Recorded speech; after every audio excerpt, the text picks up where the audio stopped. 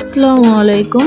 আজ আমি আপনাদের দেখাচ্ছি আমি প্রতিদিনই ইফতারে একটা দই চিড়ার ডেজার্ট বানিয়ে নিই। খুবই স্বাস্থ্যসম্মত একটা খাবার।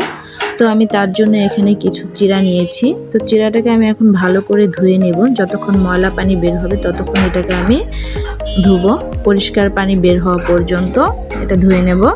তো যখন আমার এটা ধোয়া হয়ে গেল তখন একটু পানি দিয়ে আমি 10 থেকে 15 মিনিটের মতো চিড়াটাকে ভিজিয়ে রাখবো। তো ভিজিয়ে রাখার পর চিড়াটা কিন্তু একদম নরম হয়ে যাবে, ভিজে ফুলে যাবে। তো যখন এটা আমার ভেজা হয়ে গেছে 10 মিনিট পরে আমি এর মধ্যে দিয়ে দিচ্ছি মিষ্টি দই। আর এই দইটা আমার ঘরে বানানো, দোকানের দই থেকে ঘরে বানিয়ে নিলেই খুব ভালো হয়। তো তার মধ্যে আমি দিয়ে দিচ্ছি এখানে কিছু গুঁড়া দুধ। তো দুধটা দেওয়ার পর আমি দই চিড়া আর দুধটা খুব ভালো করে মিক্সড করে নিচ্ছি যাতে দইটা গলে যায়, গোটা গোটা না হয়ে থাকে।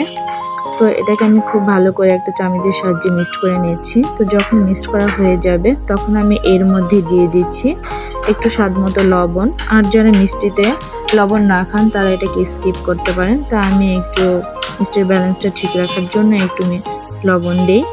তো যখন আমার লবণ দেওয়া মিক্সড করা হয়ে গেল তখন আমি এর মধ্যে দিয়ে দিচ্ছি কিছু ফ্রুটস। আর ফ্রুটসগুলো আমি আগে থেকেই কেটে রেখেছিলাম।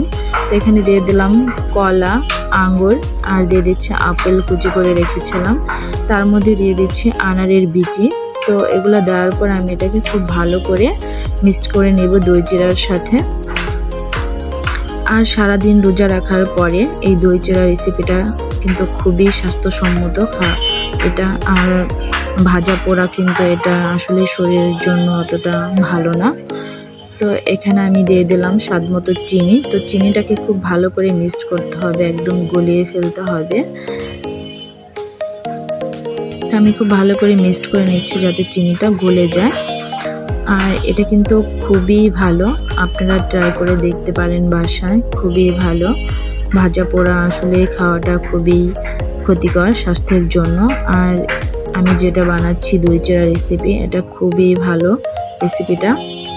তো যখন আমার মিক্সড করা হয়ে গেল তখন এটাকে আমি পরিবেশন করে নিচ্ছি। আর যারা আমার ভিডিওটা দেখতেছেন, আমার পেজ থেকে যারা দেখতেছেন, প্লিজ একটা লাইক, কমেন্ট, শেয়ার করে দিবেন। আর যদি ভালো লাগে নন ফলোয়াররা ফলো দিয়ে দিবেন। আর যারা আমার ইউটিউব চ্যানেল থেকে ভিডিওটা দেখতেছেন, প্লিজ একটা সাবস্ক্রাইব করে দিবেন। তো যখন আমার পরিবেশন করা হয়ে গেল আমি উপর দিয়ে একটু রুয়াবজা দিয়ে দিচ্ছি। রুয়াবজায় এটার স্বাদ আরও বাড়িয়ে দেয়।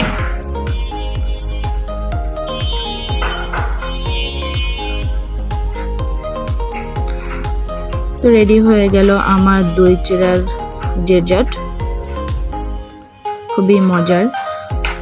সবাই ভালো থাকবেন। পরবর্তীতে আবার নতুন কোনো ভিডিও নিয়ে আপনাদের মাঝে চলে আসবো। সেই পর্যন্ত সবাই ভালো থাকবেন। আল্লাহ হাফেজ।